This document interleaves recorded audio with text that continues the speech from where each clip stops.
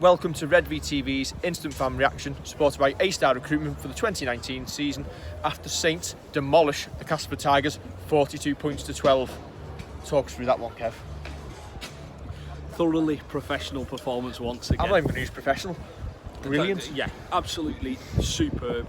There was, you turn around and say the last couple of minutes were a little bit scrappier, but I tell you what, for 79 minutes, if we're going to split hers, for 79 minutes we were absolutely wonderful. And for a minute we were awful. No, I don't know, we weren't awful, it was just scrappy. Is that what you tried to say? Yeah, no, we were scrappy, I've just said that.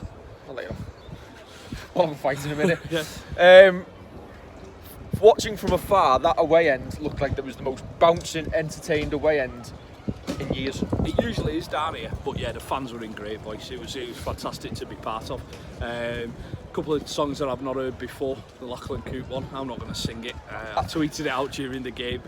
Plenty of love for Don Peru as well. I've just decided to sing the Lachlan Coote song on. Yeah, please. Do you want to join in? No, you're all right. Do you want to set it up for you now? Yeah, there was a lot of love for Don Peru, for Johnny Lomax, obviously Lachlan Coote, Lou. It went on and on. The team was well received in the away end. I'd like to talk through some of the tries, but it was like watching Brazil. To go back to the Saints sides of old, that was just unbelievable stuff. And I think once we got them couple of tries on the board, the confidence that come with it, it was just champagne rugby. Yeah. Cass billed this as classic Cass versus the Entertainers, and the Entertainers turned up. Yeah. I mean, Cass, to be fair, Cass were quite entertaining. They were trying to throw the ball about. It just didn't stick. And do you know what? I think in the first half, I think that was what was probably frustrating Daryl Powell the most, because they went 12-0 down, and instead of just sticking with the game plan and trying to go through sets, maybe kick long, turn Saints around, put it into touch, slow us down. They were slinging balls out the back and nothing was sticking for them. And I think I said I was getting quite frustrated for Castleford fans because you could see what they were trying to do and it wasn't working, and they didn't change the game plan. I think they only had one way to play. Yeah, and that's it. It was quite entertaining to watch, but when it doesn't stick, you can imagine the fans getting on the back. I know at half-time they were getting on the back of the referee here. I don't think he did much wrong in the first half. I think it was just we were superb, and everything Cass tried, it just didn't work. The starts to games that we're having, it's like we were so quick, everything was slick. I think you could see straight away from the scrum, the Regan Grace try. We've seen that 3 times now. And do you know what? We said on video, Regan Grace will go in here, and that was before the scrum. And we said teams can watch it, they know it's coming, stopping it, and they can't stop it. Yeah. I think one of our tweeters on the Twitter said it was the Scud missile of tries. It's just, you know it's coming and you're not going to stop it, and it's just going through you. What can you do about it? Any disappointments? The fact I nearly didn't cark it. We could have got 250 quid from Newton Frames. Any disappointments? Yeah. They scored. Well, do you know what? I'm going to discount the first 6-pointer because Michael Shenton was that far offside. He thought he was still playing for Saints. I think he was stood next to me. Yeah, it was. You know what? They're disappointed, and this is, as I say, at the start, I was literally nitpicking by saying we've had a minute where it's gone wrong. That's very nitpicking. It's because you want the nil. You want to come over here. You want to nil them because they are one of our rivals in the top 4. Do you know what? Castleford are the 3rd best team in this league. Yeah.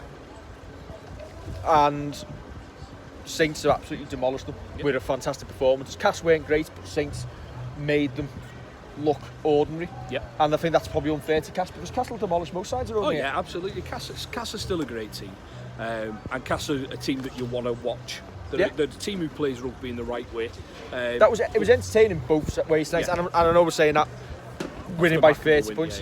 But first half, that opening 10 minutes, it was probably the quickest game I've seen in the league this season. Yeah, and you know what? It's good to see. You do want a quick game. You do want something entertaining. A lot of passes out the back. A lot of big hits, and they've served that up tonight. And Cass will be all right. I think for me, the way the team work for each other, there's a lot of stuff you see in early plays that lead to the results that we're getting. I think there was one in the first half. I think Cass were going to kick we're going to go through hands. Well, they're trying to kick to the right hand side, and Morgan Knowles shoots out the line, and he goes for the kicker, and the ball gets passed along the line, and he doesn't stop, and he keeps charging along, and it gave us the numbers on the left hand side on Tommy Makinson's wing to wrap him up and stop a try, and it's those little things that all add up in games. Well, that's it. And frustrate teams. Morgan Knowles has started the season well. You see that probably won't count on stats.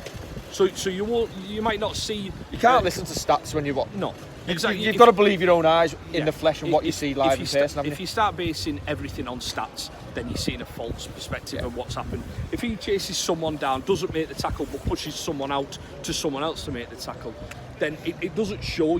That's not watching the game. That's watching it through someone else. It's not understanding the game. Yeah, exactly. But yeah, I'd go with as well in the corner here. Cass get a set on our line. They pass it out, and we bundle one of the Cass players into touch. 5 players on top. And you're talking towards the end of the game. The game's won. Yeah. But still, there's that pride in the shirt. There's that passion to push them out and not let them in. This is the best team, Saints team all round since the 2006 season. I'm going to call it now. Fair enough. And I'll include the side that won the league in 2014. That was probably against the odds. Pound for pound, this team I think we had it looked like an Australian team, an NRL side. Well, I've said it to a couple of fans tonight. Swapping Ben Barber for Lachlan Coote, the change that's happened there. We've gone from having a Ferrari at fullback to having a Rolls Royce at fullback with a full tank. But they're both with bulletproof doors. They're both good to watch. They're both going to do you a job at fullback, but they're going to do different jobs. So the Rolls Royce can do everything. The Ferrari's quick. It looks really good, but the Rolls Royce has just got that little bit of calm. That when he's caught the ball down like here, Superman, dove and caught the ball. He's not even going to let it hit the floor. His first thing is to diffuse that and getting rid of it. He looks like he's absolutely loving it as well. Yeah, he was over here at the end of the game, giving it this, trying to get the fans and this to try and get the Coote chant going.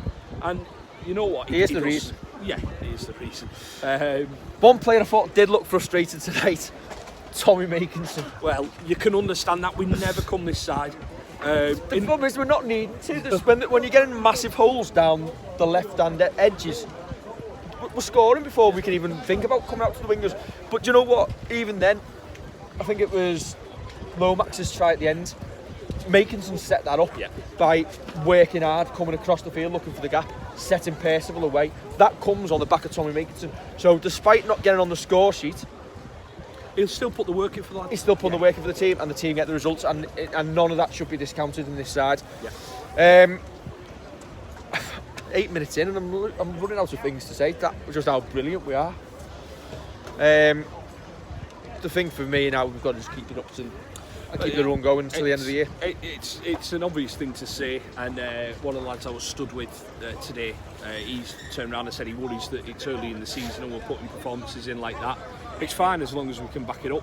Yeah, I think for me last season the performances we put in were based on, say, Ben Barber's brilliant, scoring 3, setting up another 3 himself.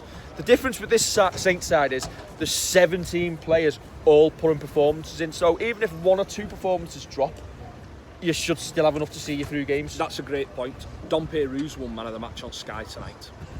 Whether he'll win it when everybody votes on the site later on. I might just close the poll and say everyone's a winner. But you could pick Dom Peru. You could pick Lachlan Coote. You could pick Johnny Lomax. You could pick Morgan Knowles. You could pick pretty much any one of them players. Which of the 17 wouldn't you say could be man of the match tonight? It's a team. Yeah. I wouldn't pick one. I wouldn't pick one and think, why have they voted for him? Yeah. Not at all. I think everyone's put their hands up, put the shift in, and as long as we keep doing that, and at least 14, 15 out of your 17 are kind of 7 and above out of 10, we'll win most games this year. Hull KR at home next week. Are you going to make any changes? Can't see it. I don't pick the team. I don't know if you know that. Yeah, you do. I wouldn't make any changes. I can't see unless there's a knock, I won't make any changes. You know you're doing all right when you can take James Roby off. And why not? And it's perfect for it though. Do you know what though? He's no Paul McShane.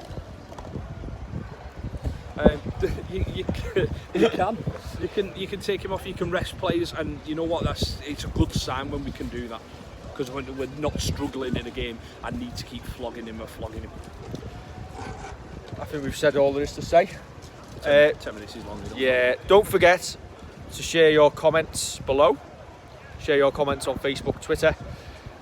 Look at the link to go to the redv.net homepage and vote for your man of the match, because somebody's going to have to win it tonight and it's going to be a close one. Let us know your views on the forum. Like, share and subscribe, and we will see you for a preview show next week. See you later.